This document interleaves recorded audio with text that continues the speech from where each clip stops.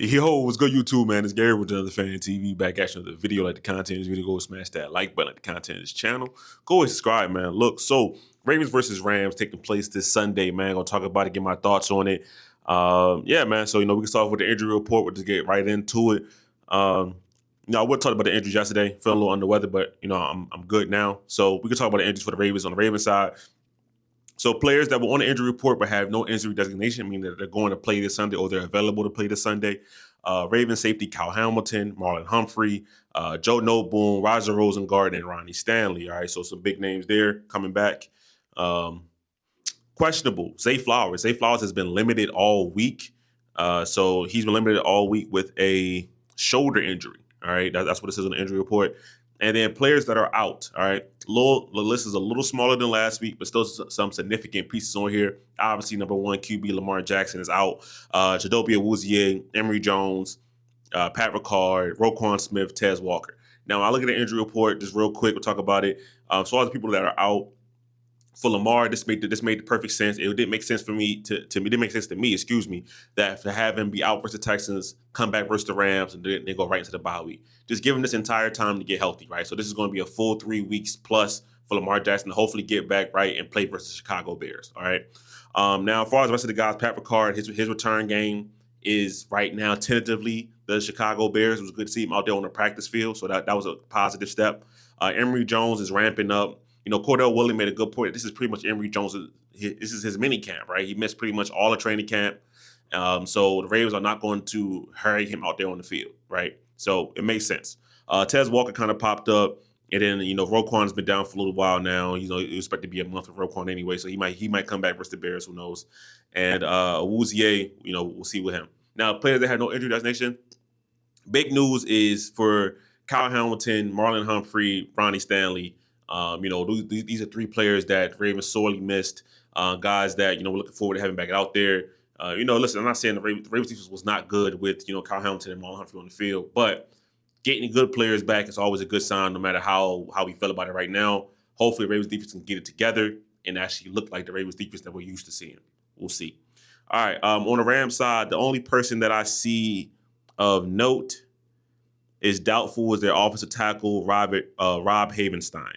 That's the only person I really see of note for them. So everybody else, I assume is going to play. All right. So all right, now for the Rams last 3 games, they're 1-2 in their last 3 games. They're 3-2 overall in the year. They lost to the Eagles 33-26. That was that crazy block field goal that Jalen Carter took back to the house. Not Jalen Carter, Jordan Davis took back to the house. 27-20 versus the Colts. And then 26-23 versus the 49ers. That was on Thursday Night Football. Mac Jones threw for like 300 yards, 300 plus on them. Great game for Mac Jones. But those division games could always be tricky. And, the Rams got caught up in that, all right, now, so as far as the Rams defense goes, right, to me, when I think about the Rams defense, I think about this unit. I think about their pass rushing. I think of guys like Jared Verse. I think about Byron Young. Byron Young is one of the guys I believe that's up there when it comes to sack leaders in the NFL, right? So, the Ravens, this to me is a lot similar to the Texans game last week, right? This Ravens offensive line is going to have to deal with a defensive line that is no joke, right? Jared Verse is a monster, bully, physical. He's really a defensive lineman he ain't with the fancy moves. He's going to run through your face, right? Can the Ravens offensive tackles, can they deal with that, right? Ronnie Stanley has just come back from an injury. Can he deal with that? Roger Rosengard, who has taken a slight dip in play this year, can he deal with that? Same thing for Byron Young. And then also they got guys on the interior as well. So this Rams defense is no slouch, right? Like I said, I look at them, their key standouts to me is the defensive line. Their cornerbacks are okay. Like, you guys got, Emmanuel Forbes out there, things like that. So, like, they're okay at corner, but if they're going to be what stops the Ravens, it's going to be this defensive line, right? You know what I mean? So that's what I'm looking at personally, all right? Now, for the Ravens, they have to do certain things to mitigate it, right? It's kind of like it's really eerily similar to the same thing I said last week versus Texas, right? So you want to be able to mitigate this defensive line. You want to be able to run the football. You want to be able to throw short passes, screen passes, play with timing, because I don't think there's going to be a lot of time to drop back, hold the ball, call shot plays down the field. I just don't think there's going to be a lot of time for that for the Ravens. So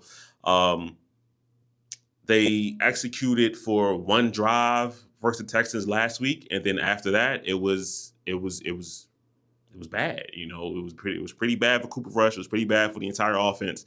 Um, Sorry, there's one player on the Rams that his name is skipping my mind, but he's a really good interior player, and I can't think of his name. You know what I mean? So sorry, this is kind of a curiosity now at this point.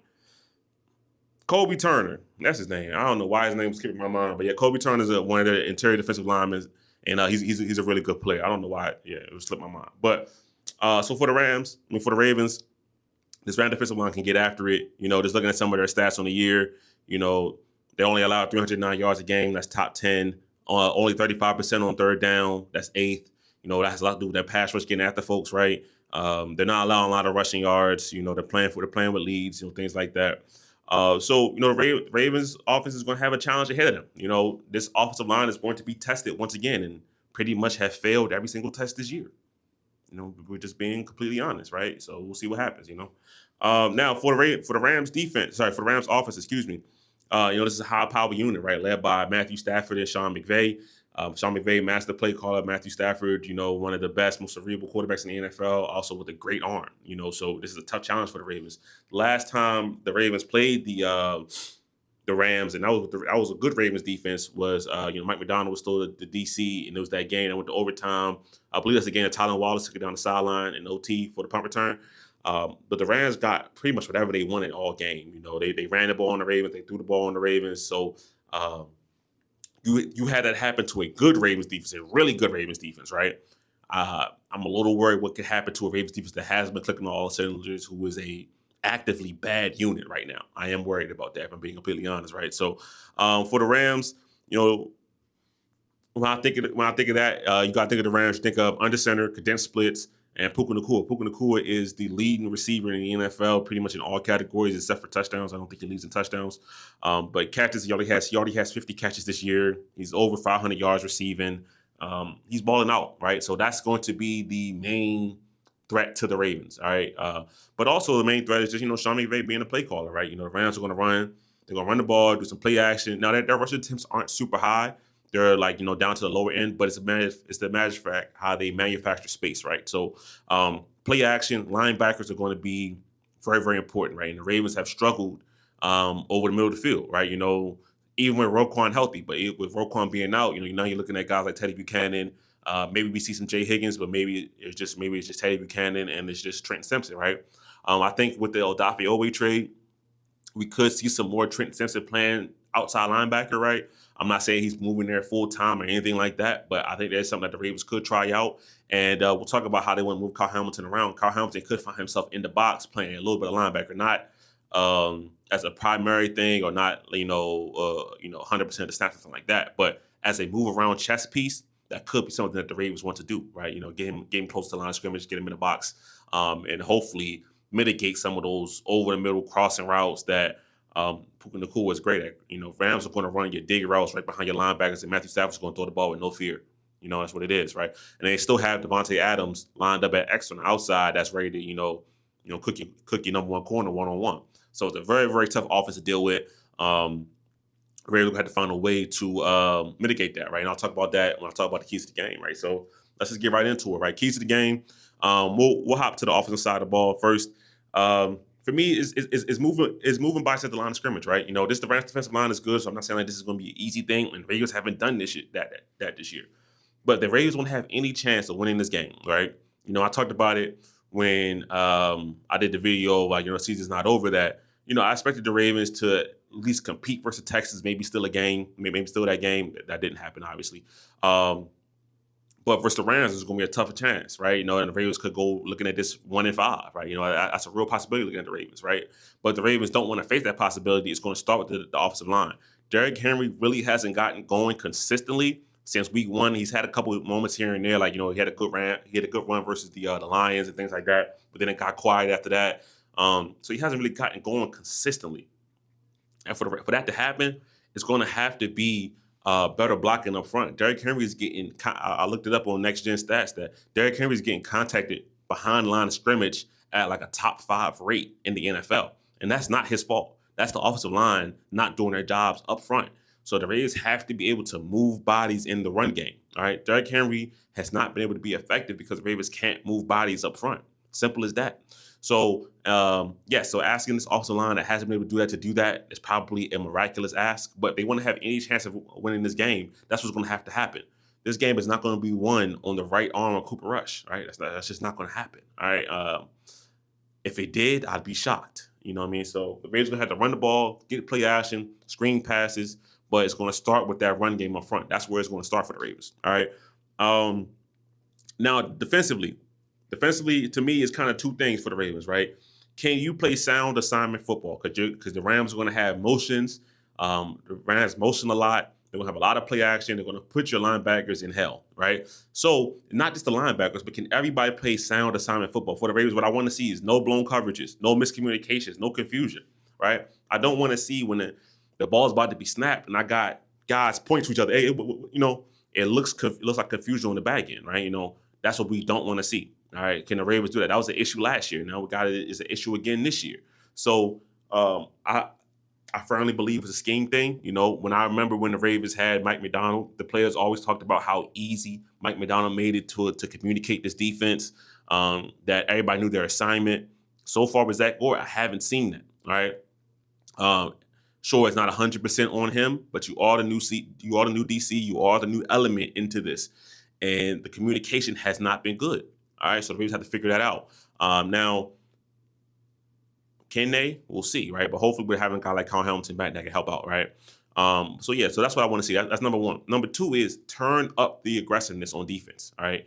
That's going to be the main thing. You cannot play this bend, but don't break style of defense when you don't have quality defenders, in my opinion, right? The Ravens need to be more aggressive. I'm not saying you have to be Wink Martindale and blitz 100% of the time, like, have 8 guys at the line of scrimmage and go all out. I'm not saying that. But this soft coverage, giving up 5 yards, giving up 7 yards, easy money, you can't have that, right?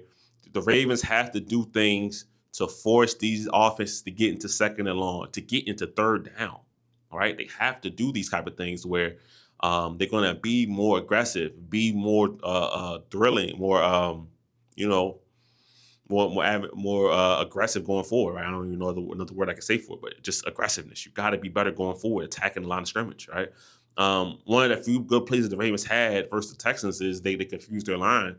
It was the Kyle Van Noy sack. I think somebody else got in there as well, but the Ravens had 6 guys at the line of scrimmage, and they all came. Right, they all came, engaged the offensive line, and 2 dropped out. But by that time, it was too late. Kyle Van Noy's already breaking through the line because they didn't know who to pick up. You got to be more aggressive. You got to be more aggressive at the line of scrimmage. So that's what I'm looking for the Ravens. Like, you got to turn it up, right? You can't let these. Oh yeah, we're going to give Puka Nacua, easy 7-yard in route. Devontae Adams, okay, catch it outside, little stop route, 7-8 yards. You got to be aggressive and challenge these players. You got to. All right. Now, XFactors for the game, right? Then we'll get out of here. XFactors for the game, it's going to be the Ravens' new secondary. Now, when I say this, right, I'm not really talking about, I'm looking for Alohi Gilman and, CJ, GJ to have big games. I'm not saying that. What I'm saying is the fact that the Ravens clearly went out and targeted 2 safeties for a very exact reason, right? We have to see that reason on display, all right? Kyle Hamilton is back. Talked about that in the beginning. So, in my mind and everybody's mind, this has to be to get back to 3 safety looks. Now, Alohi Gilman, I believe he's going to play quite a lot, probably. As far as CJ GJ, I don't know what their plan is for him, right? We'll see. We'll see how they bring him along. I don't know. But Alohi, I believe he's going to play. And all this talk of the Ravens benching Malachi Starks, I just don't see that, all right? He hasn't been a Ravens issue on defense. They really had to ask him to do nothing in these first couple of weeks, but stand 30 yards back and don't get beat over top. He got beat over top 1 time so far this year in my eyes. All right. So anyway, 3 safety looks: Malachi Starks, Alohi Gilman, Kyle Hamilton. The Ravens went out and got these 2 additional safeties so they can move Kyle Hamilton around like the chess piece he was when he's been an all-pro type player. All right. So can having Kyle Hamilton close to the line of scrimmage, can he wreck the Rams' offensive game plan, right? Because a lot of that's going to be put on his shoulder, right? The defensive line is not that good, right? Especially after the trade. It wasn't that good before the trade either. So the Ravens are going to be dependent a lot on Kyle Hamilton, a lot of pressure on Kyle Hamilton to pretty much change the game closer to the line of scrimmage. To me, that's the X factor of the game, right? And can Alohi Gilman and CJ GJ, if he plays, can they affect the game? Just line up the defense, things like that, and be sound defenders, right? C.J. Gardner-Johnson's a guy that he takes some chances. He can get some interceptions. He can hit. He's an all around solid safety, right? And Gilman is a smart player, right? We'll see what they can do out there. But to me, this entire last week, the Ravens made moves to say, okay, look, we want to unlock Kyle Hamilton. We want to release Kyle Hamilton on whoever that is that we're playing. So let's see it, all right? To me, that's the X factor for this game. If they're going to have any chance, it's going to be because they unleashed Kyle Hamilton how they wanted to unleash him, and it worked. All right, so yeah, that's my thoughts on the game. Right, for the Ravens, you're going to have to run the ball on offense, and you're going to have Kyle Hamilton be the star of the game on defense. That's how you win the game. Do I think the Ravens will win the game? Not feeling too good about that, right? But if they want to me, that's how they're going to do it. So that's my thoughts. Obviously, give me your thoughts in the comments. But it's Gary Roach, that's Fan TV. I'm out.